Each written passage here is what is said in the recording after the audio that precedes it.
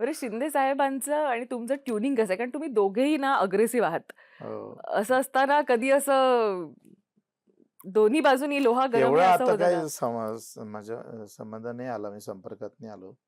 आता थोडं वाढेल तेव्हा पाहू. हं.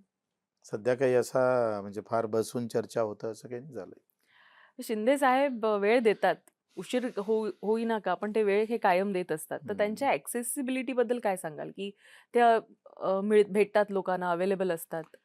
काय झालं ते जनसामान्यांच्या भेटण्यामध्ये, कार्यकर्त्यामध्ये भेटण्यामध्ये खूपच वेळ जातोय आणि मुळात पक्षाची जी काही रणनीती करायची आहे त्याच्यामध्ये त्यांना वेळ फार कमी भेटतं आणि सगळ्यांनाच भेटावं असं त्यांची मानस जी असते. हं. तो त्यांच्यासाठी ते म्हणतं ना, चॅलेंज आहे. ते भोलेनाथ शंकर भगवानचा एक अवतार जो भोलेनाथाचा आहे.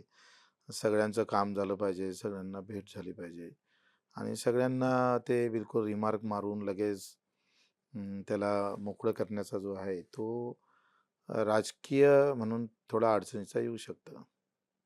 तुम्ही भोलेनाथ म्हणतायत चक्क त्यांना. एकनाथ नाही भोलेनाथ असं. नाही ते काही जे लोकांच्या प्रती त्यांच्या भावना ह्या भोलेनाथासारख्याच आहे म्हणजे त्या वागणूक जी आहे. मी पाहतोय का ते खूपच भावुक होतात. लगेच ते खिशात हात पैसे देणार, लगेच ते लवकर कर, आताच कर.